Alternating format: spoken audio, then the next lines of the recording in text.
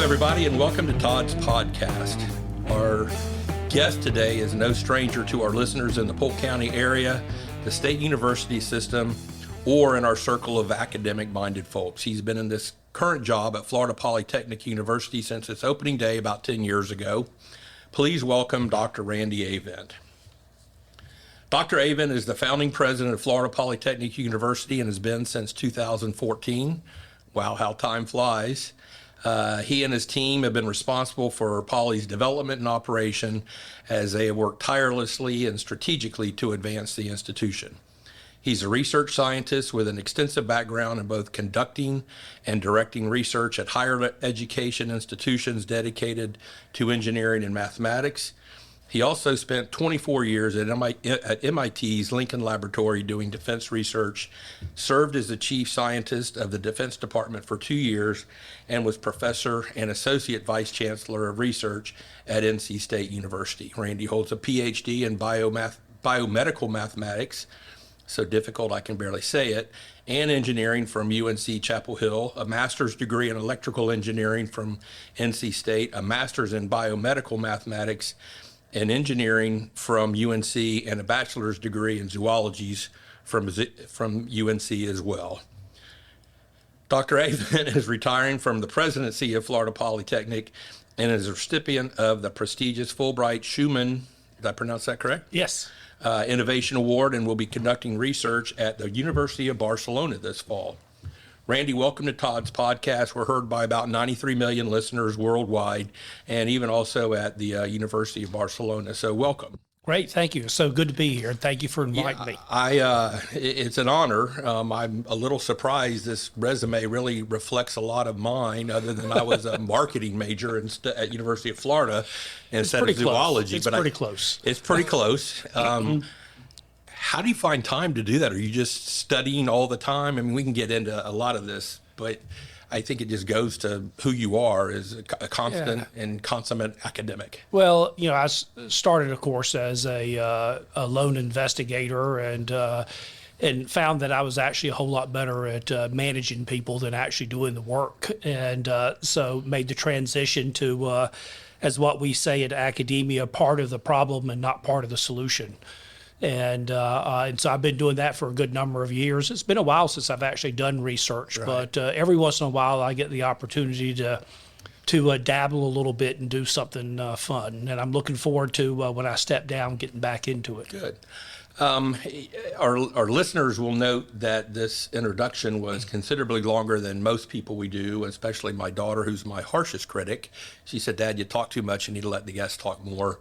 I didn't know I was that bad at it, but I did want to go into your background because it is so spectacular, and I wanted to accurately capture the quality of your leadership and the educator that you are. So I appreciate everybody's indulgent of that for a few extra You're moments. being very kind. Thank you. Not really. I wanted to start off today with a little background on you and your move into the formation of Florida's 12th university, how you and so many others built it, and your leadership style, and what are your plans moving forward, if this is okay to kind of move forward like that. So what was the interview process like when you came down? Did a group approach you and say, "Hey, we got to go meet this guy, he's one that we got to consider"? Were you and Terry sitting around at dinner saying, "Hey, what's next in our life? We've kind of, it's ready for a jump"? What was the process that you went through? Neither of those. Okay. It was a fairly standard approach. I have a very good friend that served as Senator Cochran's staff director on the Appropriations Committee, and he was the secretary of the board at Ohio State University. And Ohio State University was undergoing a presidential search, and the guy that was doing that search, Bill Funk, was also doing Florida Poly. So at one of the meetings, Bill Funk happened to mention to Blake that he was doing a search for this new tech university in Florida, and did Blake have any ideas of anyone that he could recommend? And Blake recommended me.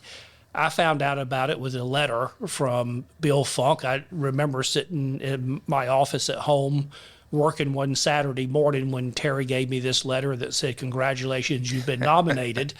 And I called Blake and said, I know this has you written all over it. You didn't even know he was going to submit your name. No, I did not. But I knew exactly who it was as soon as I saw it. And I told Blake, I was not really interested in it. I, had just moved back to North Carolina. I convinced my wife after we graduated to go up to Boston, and the deal was 2 to 3 years. And then we would come back to North Carolina, and 24 years later, we actually made it back to North Carolina. So we had kind of the house of our dreams. I was about 2 miles from NC State campus, and life was good. So I wasn't really looking for a new job. And but Blake kept pushing me, and so the university sent down one Don Wilson, flew him down to Raleigh-Durham to meet me at the airport and talk to me. And I had made the decision that I was going to tell Don that I wasn't interested, and that I was happy where I was at. Our Don Wilson here in Polk County. Our Don Wilson from Bartow, yes. And many of you know Don, just the nicest guy in the world. And I just, after I met with him, I felt like, we were best friends and had been friends forever. And so I decided, well, maybe I'll hold out for a little bit longer and see what it brings. And then after that, they called and said, we'd like to fly you out to Lakeland and meet with other members from the board. And I flew out, and the first person I met with was Mark Bostic. Yep. Another wonderful person. Yep. And again, I wasn't really sure that I wanted to do it, particularly as I drove by the campus, which was supposed to open in about 4 months, and I could see all the way through the dorms. The campus for what it was back then. Yeah, it was. There was a structure, framed structure of a dorm, but there was no siding or anything else on it. And but again, I had such a nice time talking to Mark and felt so comfortable with him that I decided to stay in the search. It helped also that as soon as I got home, I sat down on the sofa and turned the TV on. And as soon as I turned the TV on, there was a Dodge commercial that had the IST building in it. So I thought that was an omen. Pretty neat. And then, kind of things went on. There wasn't really a whole lot of discussion after that. And one day I got a call. It was on a Tuesday. I got a call. I was at work, and it was from Bill Funk's assistant. And she said, so here's what we're going to do. You and one other candidate are going to fly to Lakeland on Sunday. You're going to give presentations Sunday night to the community. You're going to have an interview Monday, and by lunchtime, the new president will be chosen and announced. And I kind of laughed and I said, Christian, that's just not how things work. I mean, you got to negotiate contracts and all those other things, and you don't make announcements Right. before then. And then Bill Funk called me and said, no, Randy, you don't understand. That's not how it works in Florida. And so he says, you're going to have an audience that from the community listened to the interview. And I was in that audience. Oh, were you? At the Lakeland Center. If that's the one you're talking about, I would happen to be fortunate. You'll have an audience in the deliberation. And so, it was something very new to me and a little bit unsettling. It was also a little unsettled that I would have to negotiate a contract as soon as that was and make a statement to the press. I was a research guy. I hadn't spent a lot of time talking to the press, but my wife and I were in the hotel room, and she actually got a text from one of her friends that said, congratulations. That's how we found out, because her friend was listening in Right. on the deliberations. And so then not long after that, I got a call from Rick Maxey, and I went down and they introduced me, and Mary Toothman at the time. Yep. Sat with me and said, do you have a lot of experience with this? And I said, no, I don't. And she said, well, this is usually the types of things that you would want to say.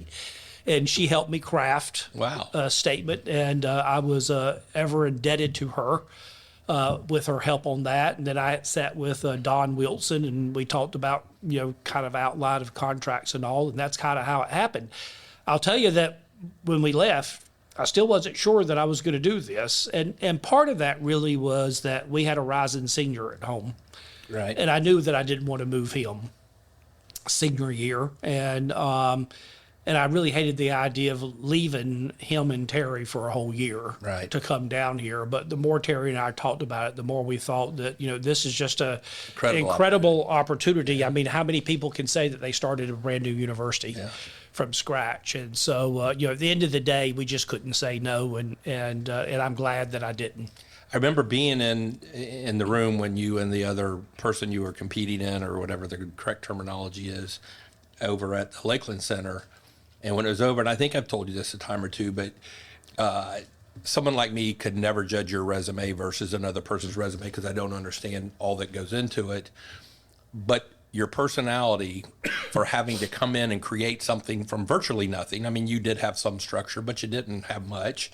And you were going to have to woo the community. You were going to have to woo donors. You're going to have to woo the political folks around here. And your personality was just such a wonderful fit. And I think that the 10 years you've been here have been a testament to the success that you've been and to the hard work that you and your entire team that you've put together have achieved. Well, thank you, Todd. A big thing was as I like to say, this was a very ugly birth. And a big thing that needed to be done right off the bat is a lot of healing and a lot of talking to people and really just building some some interest in the university and some support for the university. And so, that really was a lot of the focus in the early period on this was to try to move forward. And Rob Goodell was very smart in how he did it. I'm sure he was probably criticized. Was he the president of the Florida Governors? He was the chair of the Board of Trustees. He was the first chair of the Board of Trustees, and Rob made a strategic decision to not go after a president until the last second. And of course, I think that's why there was so much community interest when we came and presented, because everybody had been sitting on pins and needles waiting for someone's got to open this place up, right? But Rob's approach was, let's do all the heavy lifting. Let's get all the difficult decisions out of the way, and then bring the new president in at the last second, so he or she isn't blamed for all of those. And it was a good thing to do. And there was a lot of heavy lift that had to go on. There was a lot of, like you say, healing that had to go on. There was a lot of, political healing. Yes. That I'm not sure it's all healed, but most of it has, in my opinion. I think we've moved past most of it, but some people have long memories. But I think for the most part, everybody's pushing in the same direction now. Yes. Yeah, I agree. Todd's podcast is sponsored in part by SVN Saunders Ralston Dantzler Real Estate. Since 1996, the firm has offered unrivaled brokerage services throughout Florida, Georgia, and Alabama. With over 90 expert advisors throughout the region, our team has the knowledge and resources to help clients realize their most ambitious real estate investment goals. When you choose SVN Saunders Ralston Dantzler Real Estate, you have access to a diverse suite of commercial and land services, including forestry consulting, land management, auctions, property management, commercial leasing, and negotiating conservation easements. If you're seeking to invest in land or explore commercial real estate opportunities in the Southeast, contact us today at svnsaunders.com or call 877-518-5263 to connect with an advisor today. Once again, that's svnsaunders.com or by phone at 877-518-5263. So what is Florida Poly's mission? What are you charged to do at the university, and how do you educate your students? Well, this came out of JD, of course. He was the Senator Alexander. Senator Alexander, and he was really the catalyst for it. And JD's story that he shared with me is, he was at Georgia Tech for a bit of time, and just always thought that Florida needed a university like a Georgia Tech, an engineering school that was focused on problem solving. Okay. That and he just always thought that, as the third largest state, that we really needed a university dedicated to engineering, and of course Florida's economy really is based on agriculture, tourism, and retirees, which are all for the most part low skill, low wage. industries, and and we know how important tech is to the U.S. economy. I'm doing a talk later this week on this, and it actually just looked at the top 10 largest U.S. companies in terms of market capitalization, and 9 of those are in the tech sector. Right. And so it's an incredibly important industry to economic growth, and JD realized this, and that was the reason why he put the university forward. And I understood that when I came.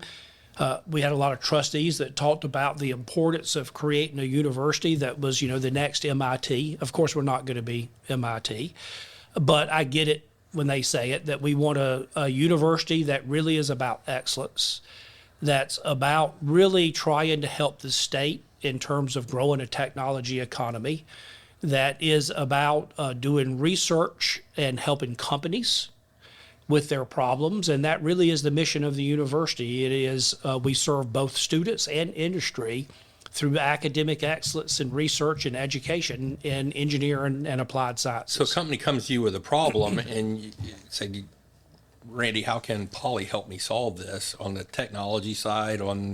Is that kind of how part of your mission is it's real world problems from real world companies? It doesn't sound like it's all just academic exercise. Yeah, no, it's not academic exercises.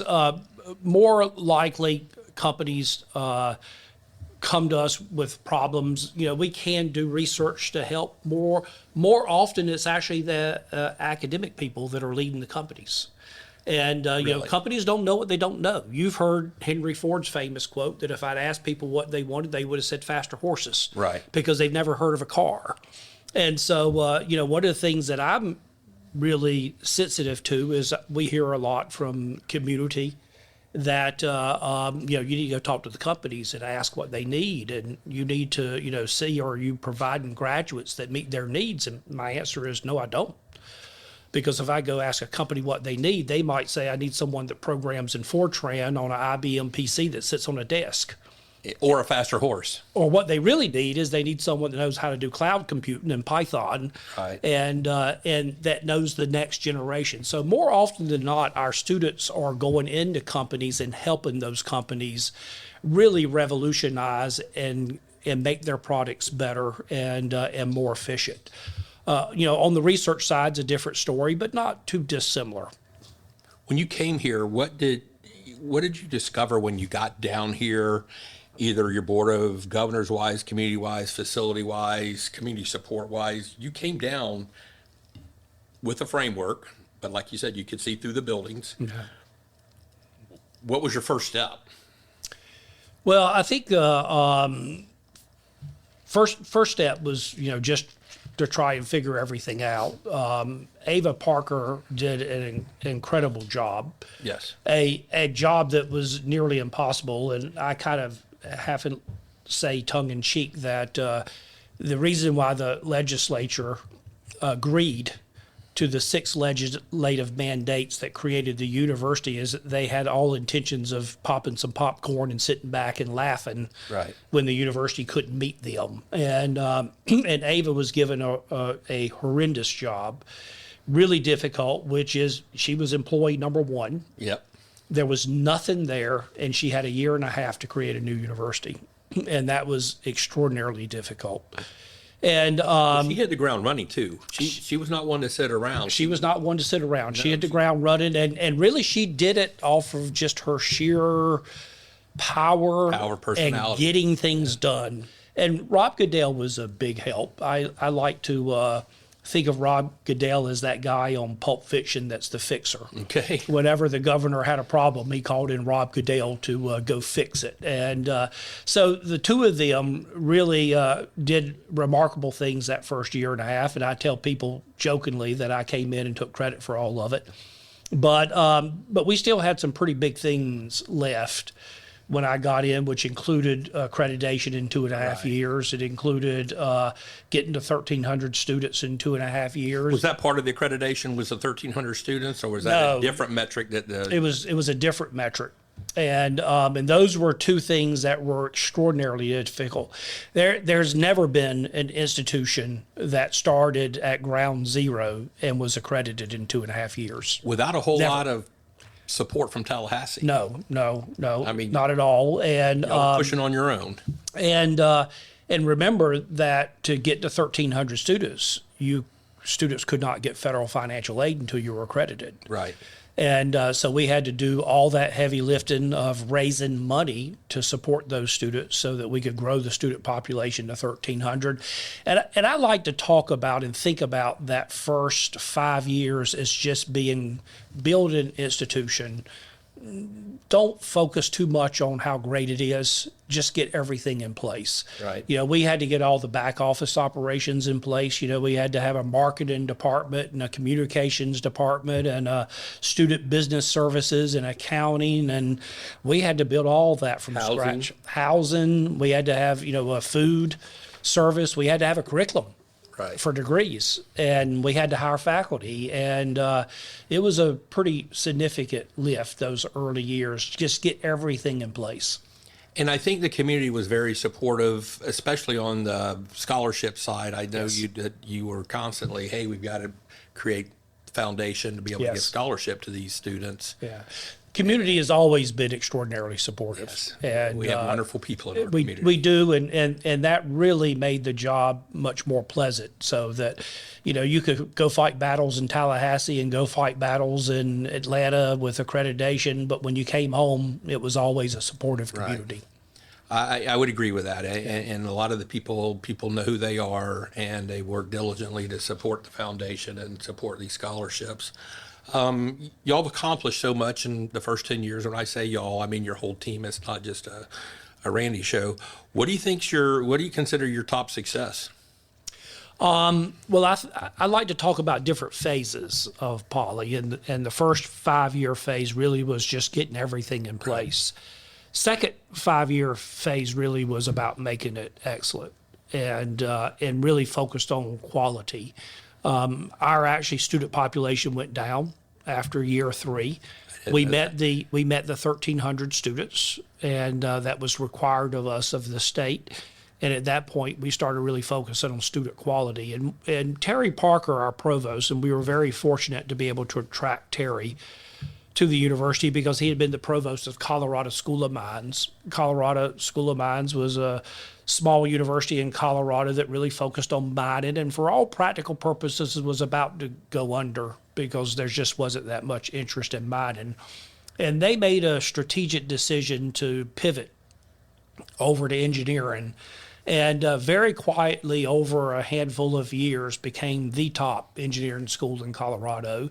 And in some rankings, USA Today, for instance, they are the #1 engineering school in the nation.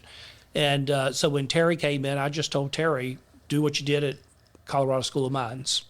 And that's what he's been putting in place. And one of his comments was that as SAT scores got really high, then faculty could teach and not have to, spend a lot of time, and things got much better. So we really started focusing strongly on getting really good students in. And going after those big students. So we had a little bit of a dip in the student population and then started building the student population back up. In terms of things I'm proud of, I'm proud of the whole institution. We've put a lot of people in place, staff, faculty that doing a great job. As you pointed out, it's not the Randy Avent show, right. and I tell people that all the time. It truly takes a village, and I'm just the orchestra leader, and certainly don't do it by myself. And so we've got really good faculty and staff, and we've been able to get really good students. We now have the second highest SAT scores in the state, behind your alma mater. University of Florida? Yes. They've got the highest? They got the highest. Apparently I didn't apply with my SAT scores. I'd have brought it down like I did 40 years ago. So, Wow. So we really have done what we've set off to do. And the thing that's left now for the university is to grow and get some mass behind it. Whose idea was the 5-year stabilize and 5-year grow and become great. Was that, I mean, you've never led a university. Yeah, right? there is no starting a new university for dummies book. Right. Unfortunately. They give you a pamphlet, say here. It kind of happened. Okay. But we knew from the beginning that the focus always was that we wanted a university that was really, really good. We knew, of course, that, I mean, look at UCF. Incredible impact that UCF has on Right. the Orlando area and on the state. And part of that impact is just because they're so big. It is about the quantity that Yes. they do. And we knew that we couldn't have impact that way. You know, we're just not going to be that big of a university. And even if the state would fund growth of the university, why would we ever do it? We've got UCF on the left, we got USF on the right, both of them great institutions. Why do we want to try and go off and duplicate Right. what they're doing? So we knew that we were going to be a small university. And one of the things that I say to people in Florida often is that there's a little bit of a misbelief that you have to be big to have impact. And I remind them that Caltech only has 2,000 students, but it has a pretty significant impact. And the one that is more interesting is MIT has 4,000 undergrads. Wow. 26% of the entire Massachusetts economy can be traced back to MIT, 4,000 undergrads. Good Lord. But they're pretty good undergrads. Yeah. And so that's really the decision that we made, is that we Quality and not over quantity. were going to be a smaller university, and we had to really focus on quality, because that's what attracts industry, because industry wants to be next to the university, and they want access to those high quality, high demand, low supply students. You've talked about numbers a couple of times, the 1,300 threshold, how you dipped a little below. MIT's numbers, a couple others numbers. Where do y'all stand now with enrollment? What's the perfect size for Florida Poly? And I think many of us, go ahead and answer that first, I'll hold. The original plan for the university as an engineering school, Polytechnic, it's 5,000 students, and campus will support 5,000 students fine. We're about a little over 1,600, 1,630, 1,650, maybe somewhere in that area. And the last 2 years, that really has been stunted because of housing Right. and lack of housing. You know, we don't have a lot of apartments. Yeah, you're not downtown anywhere where there's we're not lots of living quarters. downtown. You know, we don't have apartments that are near us, and that's hurt us. And then, you know, we had about 750 beds on campus. And, if you go build a dorm that has 400 beds, that's a 50% increase overnight of beds. Right. So, you have to be a little careful how you do all that. But we're now ready to do that. We are deep into a construction project for dorm number 3 that will open in August, and it'll provide about another 430, 450 beds or so that I think will get us up to over 2,000. And the plan is, and the board is behind this, is that we grow within the next 5 years close to 3,000 students while maintaining quality. Do most of your students live on campus? Is that the goal, to keep them on campus, keep them kind of contained? We really do want to be a residential campus. And part of that goes back to our curriculum. The curriculum is important for the students to learn theory and learn how to do triple integrals over closed contour surfaces and all of those types of things. But no one, when they start work, tells them to go in their office, close the door, and turn their textbook to page 138 and do the odd numbered problems. Right. And so we have to also teach the students how to actually take all of those skills and all of that theory that they learn and apply it to real world problems. So we start in the first semester. The first semester, we bring all the freshmen together about halfway through the semester. We bring them all into a room. We randomly assign them to tables to people that they don't know. And when they get to the table, we walk around and we throw a bag of parts on the table and say, go build something. Wow. And force them to build something. And we do that every single semester until they graduate. And the problems and the projects get much more difficult, but it teaches them how to work together as a team, how to collaborate, how to defend, what they want to do, how to communicate, all of those soft skills that they will need when they go into industry. And because of that, the students spend a lot of evenings in the labs working and building things, and really important that they live on campus to be able to go to those labs and stay in those labs until 2 in the morning, and then just be able to walk across campus to go back to their dorm. Right. Hello, this is your Polk State College President, Dr. Angela Garcia Falconetti. Call me Angela. Hola, es su presidenta de Polk State College, nuestra universidad en el condado de Polk. And I want to thank you for listening to Todd's podcast. Todd's a great friend. He's a wonderful leader in our community, and he's a great business professional. Don't forget to subscribe to Todd's podcast, as each interview offers incredible insights. Mine may have some, I don't know if they're incredible, but into these great guests. You will not be disappointed. What can Florida Poly do to help grow advanced manufacturing here in Florida? Or what are you doing? I shouldn't say what can you do. What are you doing? I think broader than advanced manufacturing. I mean, advanced manufacturing is only one segment of what we would be doing. It's an important segment because it provides jobs for all flavors of people and not just tech people, as you know. And I think that, again, building a university that's founded in strong technical disciplines that are relevant to advanced manufacturing is the biggest thing. We know from the data that if you have a tech university in a rural county, a lot like Polk County, that you have nearly 400% more GDP growth than rural counties without tech universities. And the reason is that once you get a certain amount of mass, companies want to come in and they want to be close to you. Right. Because they want to hire your students. And so as we grow mass in technical areas relevant to advanced manufacturing, I think that we will see more companies come in.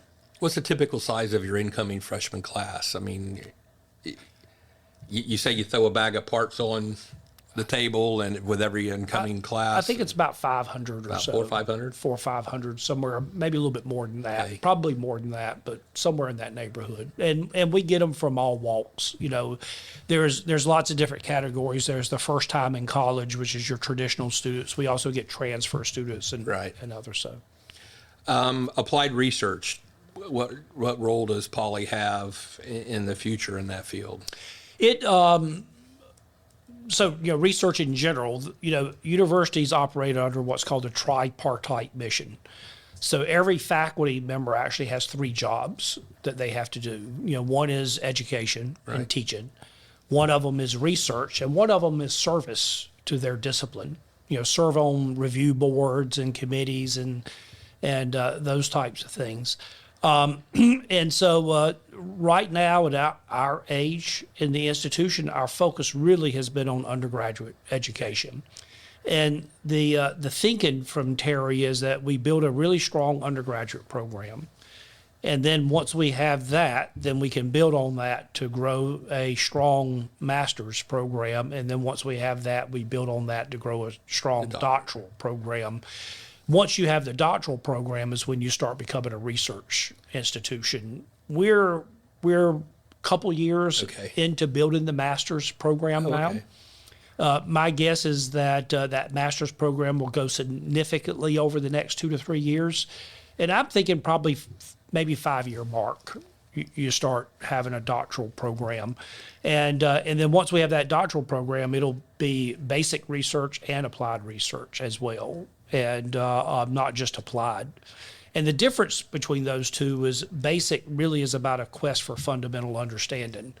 And then applied is about actually solving a problem. Okay. And both of those are important because you have to actually understand how things work before you can go actually solve a problem with it. Well, your definition was important because I now understand it considerably better than I did before we started. We talked briefly, mentioned your Fulbright Award. What are your research plans for the program in Barcelona? I think you'll be doing it for the next, 12 months or so? I'll be there just for a semester. Okay. I'll be there for fall semester. Many years ago when I served as the chief scientist of the Defense Department, we had I want to say $2 billion in research funding, but no real strategy on how to invest that. And so one of the tasks that I was given by the assistant secretary was go figure out a strategy for doing that. And so I became interested in research and what the role of research was in producing and solving defense problems, but also economic development problems. And I picked that back up several years ago and started looking at that, for a couple of different things. And I've written a few articles on it. And so that is actually the topic. The topic is, what is the role of academic research in a thriving economy like the U.S. economy? And, I often tell people or ask people, I show them a picture of the iPhone and I say, how much academic research is in this iPhone? And of course, the answer is always, what are you talking about? There's no academic research in an iPhone. That was all done by Apple. There is nothing in the iPhone that did not start in a university lab. Wow. The communication protocols for wireless and 5G all came out of spread spectrum CDMA techniques that was developed by Irwin Jacobs at MIT and later at UCSD. Internet, TCP/IP came out of Lynn Kleinrock from UCLA. He's the one that developed all that. Even gestures that you use to interface with came out of University of Wisconsin. The cloud computing came out of MIT. And so it all started at a university, and it all started with federal funding. And we wouldn't have this strong tech sector if it wasn't for federal funding of academic research. And so what my research will look at is try to get to a much more quantitative models of how that works and compare how that works in Europe versus the U.S. and look at the two different countries and how they do it. Well, I know our relationship has been a lot on economic development and in that end of what you had just talked about, because one, I can understand it and it makes sense to me, and I realize just how important it is. I never quite fully understood how important it was to a university or what part you play in it until I started listening to you and paying attention to the different things that we were trying to do. And I think some things we started the ball rolling, some things we weren't quite as successful about that we had hoped that we would be. But I learned a lot personally just from research is and there's different types of research, right? And the one that most people understand is I've got a problem and I need to go do some research to solve the problem, and that does result in economic growth, and generally it results in economic growth in existing markets.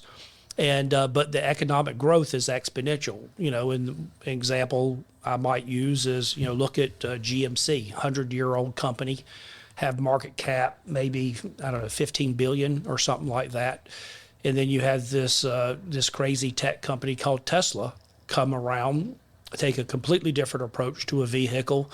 It's 20, 30 years old and market cap's 550 billion. Right. I mean, think of Bank of America versus Bitcoin. And so technology that comes out of university research can create these exponential growths in markets. The one that doesn't get much attention, was extraordinarily valuable, is university research that's not solving a problem. It's just curiosity. And that's under attack here in the U.S. by Congress, because they just think that it's a waste of money, that it's welfare. But when Watson and Crick did all of their work around the DNA, they weren't trying to solve a problem. Right. They were just curious of why you look like your dad. Right. And created a whole biotech sector that is tremendous amount of growth. Same thing with the lasers. Lasers wasn't solving a problem. It was just two physicists seeing whether they could cohere light. The metrology that goes into GPS, they weren't trying to make a GPS. They were just trying to understand how accurately you can measure time. So that is very important, but it's very high risk, high payoff. And a lot of it doesn't end up with anything. Right. But you have to be able to take and be willing to do those. But I think the academic community has to be able to translate that, to dumb it down, to so to speak, to where the people who make policy and who fund it understand it. Because from someone who was on that side at a much different degree, is you do have to, you're responsible to the taxpayers. Academics do a really poor job of promoting themselves. And you're right. They don't go and say, well, we did all these things that ended up with the iPhone. And a lot of that is because those things were done 20 years ago. The timeline for academics seeing success is really pretty long. And it's kind of a random walk type of thing. So you're right that they have to do a lot better job of promoting what they've done and how they've contributed to the economy. That's part of the research that I'll be doing. Well, maybe the academic world needs to be sending you to D.C. to help with these funding requests. Or get on the other side, on the policy side, where you're actually voting. You can talk to them. Yeah. It's not that much fun, so I can assure you. No. The Williams Company, they're the major landowner around you. You're kind of plucked right in the middle of them. Are there any partnering efforts that you can talk about? I know there's a lot of there is discussion going on. I should say a lot, and there's probably a lot that's proprietary that you can't share. But they got thousands of acres around you, and to me, that is an exciting part of the development that will go on around Poly. I think the biggest excitement is that they are very interested in this land. They're now to the table talking. 10 years ago when we came, just did not appear to be much interest from them on this land, and they have tried selling it a time or two, but now they are interested, and so we're having conversations and hope to continue those conversations, and I'm hopeful that we can do something really exciting and interesting with the land. So is that where you could kind of see a live, play, work campus community around the university? That was what I've been pushing, is that becomes an innovation park, and as you know, IFF, that's in the flavors and fragrance business, built their global innovation citrus center on our campus. And one of the reasons that we did that and worked with them on that is as starting to bring companies in. We're seeing some growth down on Pace Road, and there'll be some areas over there where companies can come in and do little startups and all. So, we're beginning to see a lot, the beginning of it, and I think it will only grow. Well, they built the two large warehouses on Pace. Yeah. Are there plans for some smaller space for the Yes. young companies to start and then grow into the larger? Yes. Okay. Yeah. What are your plans after Barcelona? Can you tell us? Well, I think right now the plan is we'll do 4 months in Spain. We'll get back a little before Christmas, and then I've lined up a sabbatical at UNC in the spring, and then I'll be back here in Florida in June, before July anyhow, and the plan is to teach, do research, or do whatever other projects the new president may want me to do. They may just want me to stay out of the way. I hope not. But I'm actually looking forward to getting back and doing a little bit of teaching. Good. And, I'll have a year away to actually do some research. And so hopefully I'll be, still involved in trying to wrap that up and put a bow on it. And, but I'm looking forward to getting back and teaching a few classes. I would think taking a year away, one, to deprogram your mind just from the hurricane you've been living in and the focus you've had. Now you can look at much bigger things, and this gives you the ability to expand even your thought process. And just kind of get back and do something that's really fun that we all love doing. Do you think you're a teacher at heart or a researcher at heart, or what do you think your core is if you had to pick something? To me, the best day is doing a little bit of everything. Okay.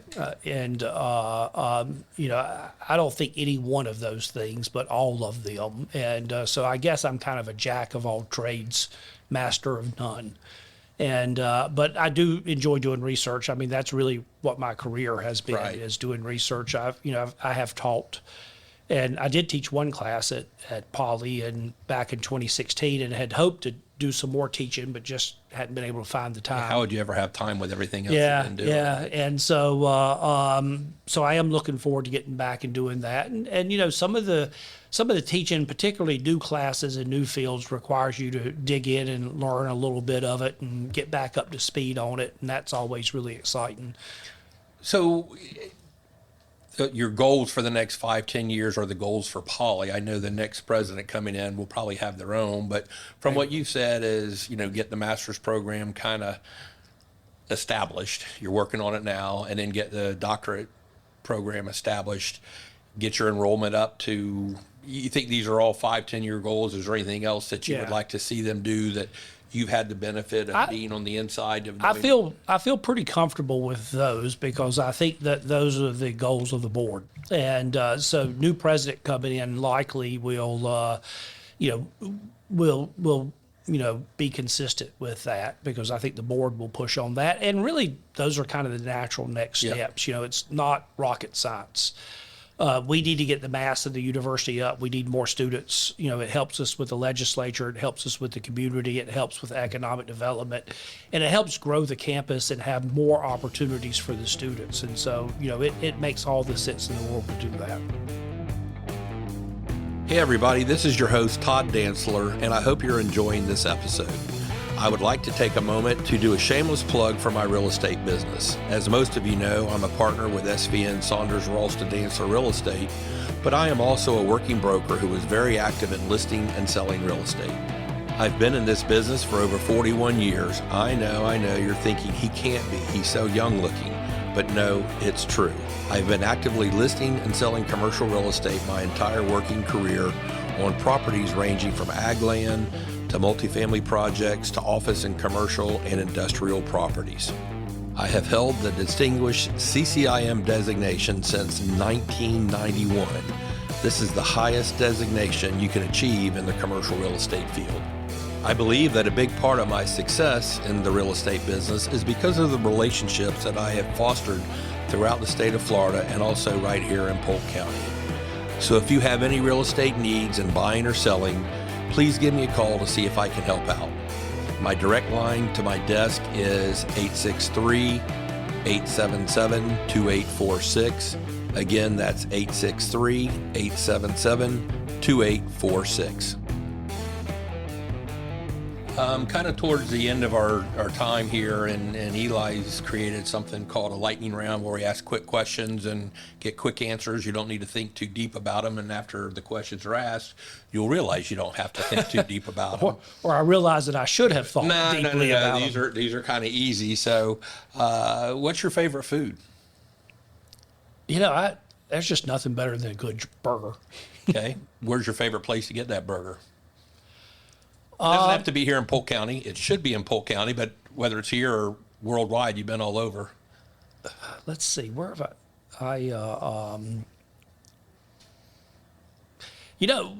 we've my son and I have actually been going to Culver's on the weekends. Yep. Pretty good burger, I would say. Yep. But I think that's the one that probably the most recent. I'm trying not to eat burgers anymore, and burgers are good for you. Just don't eat them every day. Yeah. Are you a good cook? Do you like to cook? Is Terry the cook? I stayed here for, I came a year, and I came 15 months ahead of Terry. I cooked maybe twice. I do not cook. I can clean a house, but I cannot cook, and I don't have to cook because my wife is an incredible cook. And so when she got here, she had brand new pots and pans that you had never taken out of the box? I did not have pots and pans. What does she like? What does she make that you really enjoy? Oh boy, the list goes on and on and on. I mean, really anything. She cooks all types of foods. Okay. I couldn't think of any particular dish. Do you like music? Everything she cooks. Yeah. Yes, I love music. What's your favorite kind of genre of music? I love jazz.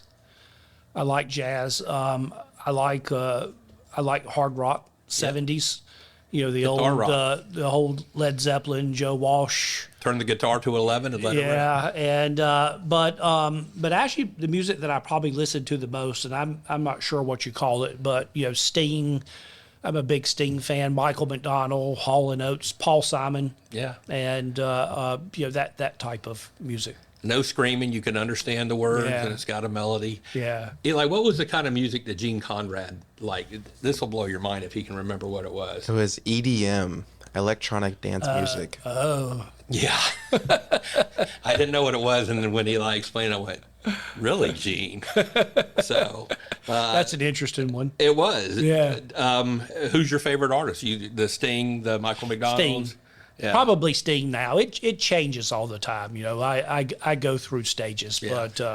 but right now Sting. Although I've actually been listening to a lot of old Chicago from Yes, I have from too. the second album, Chicago Transit Authority. There's just some great music there. Oh yeah, I was in high school at the time, and that was the best music. Slow dancing. I was in and grade fast school. dancing. I know. I'm a few years older than you, but I was in low high school and you were in high grade school. But do you like to dance? I do it poorly. Well, it's so long as you dance and you enjoy it. It's not Yeah. done poorly. You're Yeah. doing it for enjoyment. What's your favorite movie? I have two movies that are kind of odd movies that I put it on that list. I don't think about it a whole lot. I watch very little TV and very little movies, but Like when would you ever have time? there was a movie that I thought was just an excellent movie called The Dish, and I hate to even say that one because it's about when they went to the moon and the communications back, and the dish is a big antenna that's in New Zealand. Right. And but it's a great movie. And I'll tell you another movie I really enjoyed was Big Fish, which is it's a very odd movie, but there was something about it that I just thought was excellent. That's fine. It's what your taste is, so more power to you. Who would play you in a movie in your life story? Who would you want? You're too tall for Tom Cruise. Jim Carrey or Will Ferrell. I don't know. How about in high school and undergraduate? What did you do? Were you athletic? Were you only academic? Were you student government? What did you like to do? And High school, I tell people this, and I even said it at my installation, and I'm sure everyone thought that I was just being modest and kidding, but I wasn't. My goal in junior and high school was to be the chief mechanic at the Honda shop. wow. And I actually took an electronics class because I wanted to learn about the electronics on a motorcycle, because I knew about the engine but not about the electronics. And but it was junior in high school where I really started shining. I always liked math, but it really started shining in math. And I had a math teacher that really rewarded that and really encouraged me and made a big difference. But I raced dirt bikes Yeah. in high school, and that was really my passion and what I wanted to do. And somehow or another, I got off track. But one day I might achieve that. I might become the head mechanic at the Honda shop yet. Math was always my favorite subject, but I was not very good at it, so it was kind of frustrating. But It always came somewhat natural to me. And so you talked about dirt bikes, and I'm assuming that's one way that you blow off steam. That's one way that you take enjoyment. Who's the most fun guest you've ever taken out to ride with you? I know a few of them, and I know a couple of them might not have been that good. I've enjoyed going out with Wesley Barnett. He's gone out a couple times, and Wesley's actually pretty good and pretty natural. I don't know that he would agree with that, though. I remember one time I went out with him, and I was going to go up this huge hill, and I kind of pointed to Wesley, "You stay here," meaning that I'm going to go up and I'm going to come back. And when I came back, he was about halfway up it, struggling. So if he's at least good, he'll at least try. But I enjoy going out with everyone that I go out with. I went out with Jake and Palumbo, and I think after he popped a wheelie, not meaning to, he decided that his dirt biking career was up. Yeah, he's a much better F-16 pilot. He's much better. What kind of dirt bike do you have? I have a few, mostly Husky. Is this an Hornets. obsession or just a hobby? Well, when you say a few. Both. I have two vintage bikes that have been completely restored that actually sit in my office, and then I have Wait, your office at Florida Poly? my office at Florida Poly. I've been in your office Does it hold 2 bikes plus It does. you and other people? Yes, it does. And then I have 2 Husqvarnas about 1978 that are vintage riders, but 2 bikes that I race. One's a Husqvarna and one's a KTM. And for all practical purposes, a KTM builds a Husqvarna now, so they're both KTMs. You mentioned barbecue. What's your favorite barbecue place? Did I mention barbecue? I think you did. If you didn't, I meant to bring it up.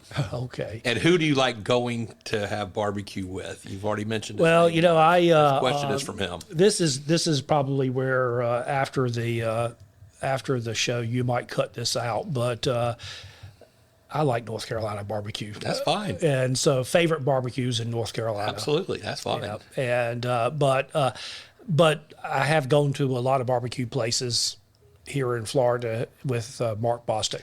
This question was from Mark. It was from Mark. It was from Mark. And he said y'all like Peoples a lot. Peoples, yeah. And maybe that's his, and that's where y'all end up going a lot. But yeah. That was it. Yeah. So and woodworking, that's another one of your hobbies. What do you like to make? Is it just something you like going out and cutting just to hear the saw, or do you really try and make stuff? No, I build furniture. I build a lot of the furniture in our house, and I like building things, and so I build all kinds of things. I like doing federal pieces that have a lot of inlays. I like the detailed work of inlays. I do a little bit of carving. They call it furniture embellishment, like ball and claw feet, those types of things. Is that handwork? Handwork, yeah. And so I enjoy building furniture. I've pretty much got a house full of furniture now, so I don't need a whole lot of furniture. But the funny thing is that when I got here, people would find out that I was a woodworker and say, "Oh, that must be extraordinarily relaxing for you to go spend the weekend doing woodworking and you get your mind off of university." And I would say, absolutely not. Actually, it's just the opposite. So during the week, you lay in bed worrying about work. Right. And then during the weekend, you lay in bed worrying about this piece of furniture that you're building and how you're going to do it. The thing that I like about riding dirt bikes, if you're not thinking about the next 10 yards, Right. you're going to end up on the ground. You're gonna dump and it. it really and truly forces you to take your mind off of work. And so I haven't done a lot of woodworking lately, but I am looking forward to getting back into it. Where's your woodworking shop in your garage, or do you have a separate? I have a separate shop warehouse, that with Wesley Beck, and he's been very kind, and so we have all the tools out at one of his facilities. Have you ever seriously been injured riding your bikes? No, knock on wood. And I've taken a lot of spills, but I've been fortunate. So one question, the last one I want to ask, and we'll wrap it up. You've been very generous with your time. Is there Greek life on your campus? Do you see that happening? Will it just grow organically? It was important to me, University of Florida, because there was 44,000 students. I was an ATO with JD. He transferred to Florida and became a fraternity brother of mine at University of Florida. But it shrunk the campus down to 160 guys. And we were the largest or second largest, depending on. Do you see that as an option for your campus? Are you small enough to where it's not that important that you provide enough social structure for your students to be able to have that camaraderie and those friendships? I think ultimately it's up to the students. Okay. So it's something the students would drive and not the administration. I think that what you'll find is that that a lot of the students that come to Poly's not really interested in Greek life, Right. not interested in athletics, not interested in Greek life. They're interested in other things. Right. We have talked about at one time of trying to encourage a sorority on campus, and but I don't know that it went anywhere or there was much interest. So I think that if it happens, it'll happen organically from the students, and it may be that once we get a little bit bigger, there'll be more interest in it. It was important to me, but it's not for everyone. And I tell people that. I said, don't push it if you don't feel comfortable, or if you don't find one you like, don't just feel like that's what you need to do. So. Randy, you've been so generous today, and for the last 10 years, as your wife Terry has been sharing you with our community, and you've shared her with our community, and I know y'all are a team. So thank you very much for coming by But I do appreciate you taking the time. I appreciate Maggie helping coordinate your schedule to be here. And we wish you nothing but the best. And we hope you'll check in when you come back as often as you come back. Thank you very much for being a friend and for being a leader in our community. Thanks, Todd. I appreciate it. Thank you. Hey, everybody. I want to thank you for listening to Todd's podcast. This has been your host, Todd Dantzler.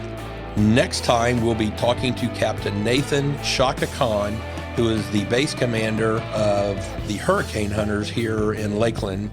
He'll be talking to us about the challenges of flying into hurricanes, the stresses that they go through, the research that they support. So I hope you'll join us for our episode with Captain Nathan Khan. As always, don't forget to rate, review, follow, and subscribe to Todd's podcast on your favorite podcast app. If you have any questions for me or any suggestions for future guests, please call or text our number at 863-288-0944 or visit todddantzler.com. Again, that's 863-288-0944 or visit my website, todddantzler.com. I look forward to hearing your questions and feedback, and please take care.